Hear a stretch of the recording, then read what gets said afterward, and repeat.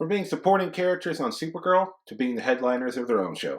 Let's talk about the premiere of Superman and Lois on the CW.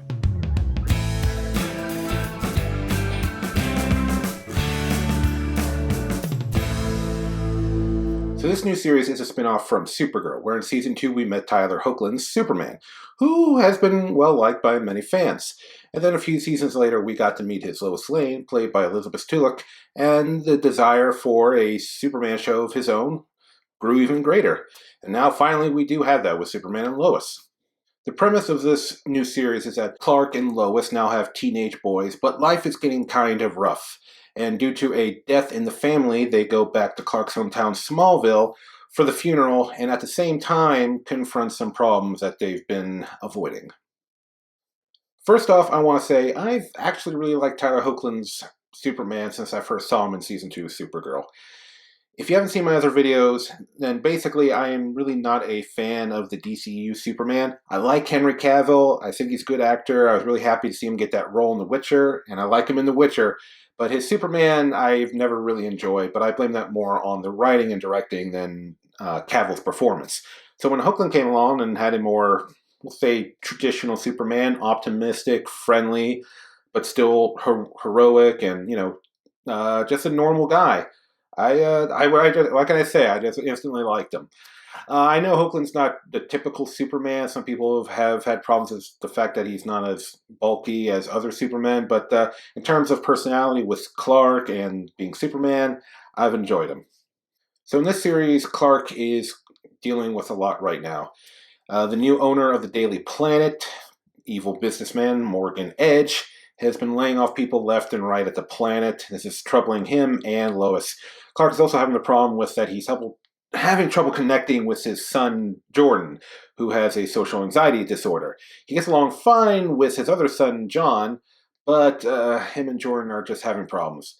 Then, as I said, there's a death in the family. They got to go back to Smallville, and, Clark's just in a really low point in his personal life.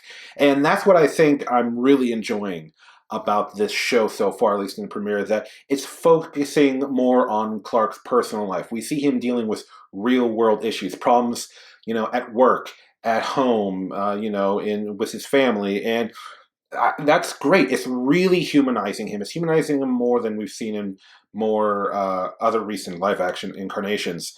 And I think it's just working. Like, this show is helping us to see, well, at least helping a lot of people, because I know a lot of people don't like Superman because they say, oh, I can't relate to him because he's a god. And I disagree with that. I attribute that more to bad incarnations of him. Because, as I said in a previous video of mine, and I'll leave links to those videos down in the description, the problem with Superman is that people sometimes, and this also goes for creators, writers, directors, is that they focus too much on the fact that he is this godlike being. And that's not what you should be doing. The man has to come before the super. If you can get us interested in who he is as a person, then you've got us, Because I don't care if he can bench press a planet. As cool as that is, if I don't care about Clark, then I don't care. And this show is just really humanizing him because he's dealing with real-world issues. We see him suit up a couple times in the episode doing the Superman thing.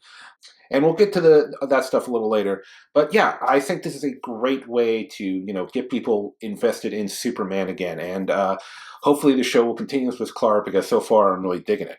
Now on to Lois. Elizabeth Tulloch, I think, is playing a really good Lois.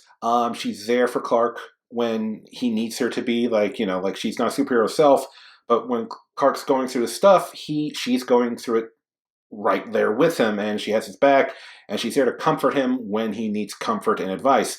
But she's also there to get in his face, let him know, like, Clark, I love you, you're a good man, but your family needs you. You're spending too much time with the Superman thing. You have issues here at home that need to be addressed.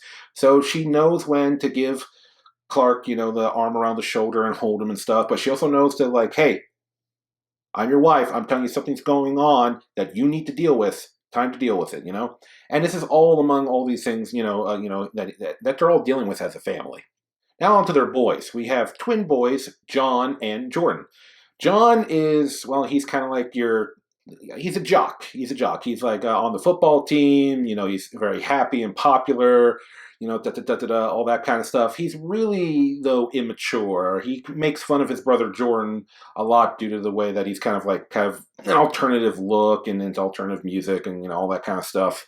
Uh, and he comes off as a brat and sometimes a bit of an ass, but fortunately, there's a couple times in this premiere where we see John really step up to bat for his brother Jordan. Like, you get the idea, like, okay, he's just really immature, but at his core, he's a damn good kid. And I like that. I like that because, there's points in this premiere where you're like, God, like, I know he's a teenager, but this kid's annoying me. But when he needs to be good, he's damn good. As for his brother Jordan, as I said earlier, he does have a social anxiety disorder. And I really think this is an interesting thing to see a superhero family deal with a child that has, a mental illness. Because, mental illness rates are really high right now here in the United States. They've been going up for years now. And I think this is a very interesting subject for the original classic superhero to address. So I'm really enjoying that, and credit to the actor playing Jordan. I think he's doing the part very well so far. Like when his anxiety's really kicking in and he's getting really upset or emotional. I'm believing it so far. So kudos to him. Moving on, let's talk about the new Superman suit.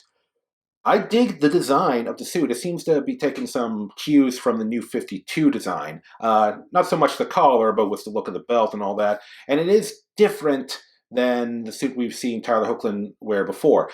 But therein lies an issue. The new suit, though I like the design, it is clearly padded. Tyler Hoechlin, for whatever reason, I don't know if it's his decision or the studio doesn't want him to, but he hasn't bulked up like we have seen with Henry Cavill or George Reeves when he was playing the role. And I don't know, maybe it's just because it's TV and it'd be too hard on him to maintain that level of physique for that period of time. But yeah, I do wish that he would bulk up a little bit. I mean, don't get me wrong, he's in good shape. He's in better shape than my tubby ass, but I would like to see him bulk up a bit.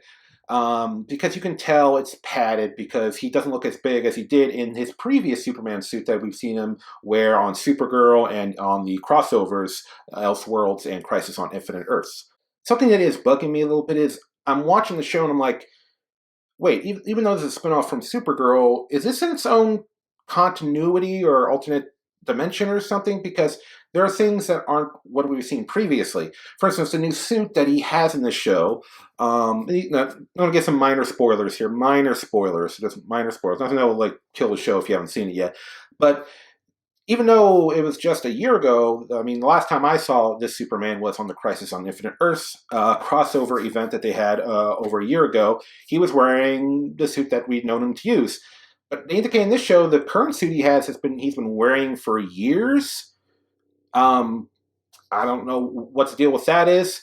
And also, we get to see his spaceship, the spaceship that he came in as a baby, and it's not the same spaceship that we've seen in Supergirl. And there's a few other continuity things that are making me go, wait, is this in a separate timeline? So that part is a bit confusing.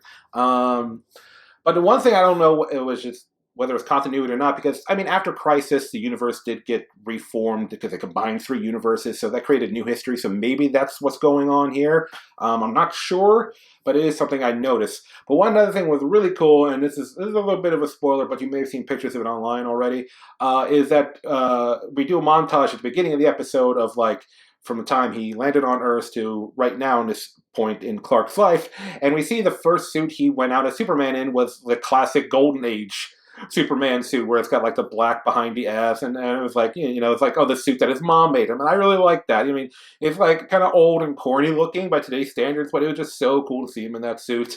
So yeah, I really dug that. Put a bit of a smile on my face.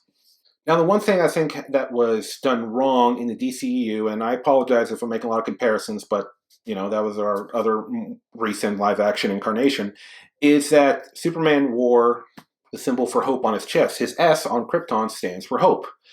But never in those movies did I feel that Superman was inspiring people, that he was inspiring them with hope.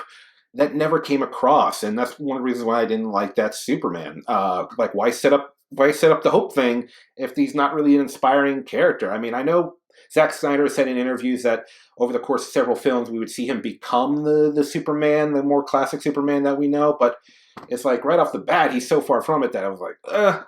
Anyway, So this episode ends. The family's been through many things in this episode. Death in the family. Clark revealing to his sons that he is Superman. That's not a spoiler. It's been in all the trailers, and it's been a lot of things going on with his family. But they ended on a hopeful note. They've been through a lot. They've made the decision that they're going to make a big change for the family moving forward. And the sons have been through a lot, finding out, like their dad's Superman, and everything that's going on. But it ends on a bit of a cheesy note. I'll miss a bit cheesy, where the family is like, okay, we got work to do, we got a new life ahead of us. Let's move forward. Sons, I'm going to teach you everything you need to know. If you had, in case you have developing powers or whatnot, and and. And it ends with them kind of smiling, heading out the front door of the house. And I like that because it ends optimistically. That's what I needed, because there's a lot of sad scenes going on in this premiere. So it's kind of a downer, but because it takes the time for us to get to know the characters, who they are as people, what they're going through. I get invested in these characters, and that's important. So it's okay that there's a bit of a downer stuff because it's relatable, because it's real world issues.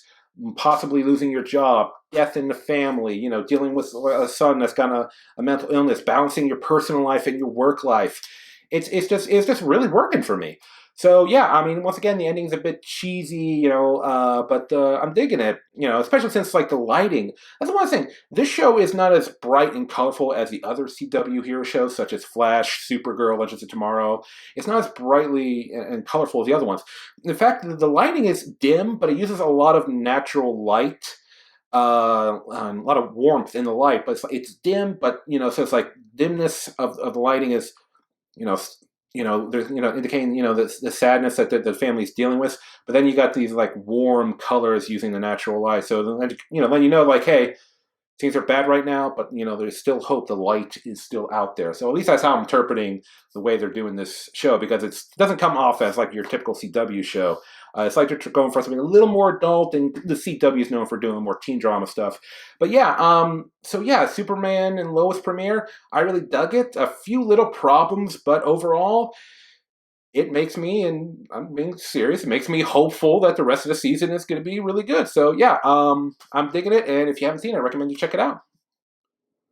All right, everybody, that's it for my review of the Superman and Lois premiere. Let me know down in the comments what you're thinking. I'd like to talk to you about this. I'm always down for talking about superhero stuff.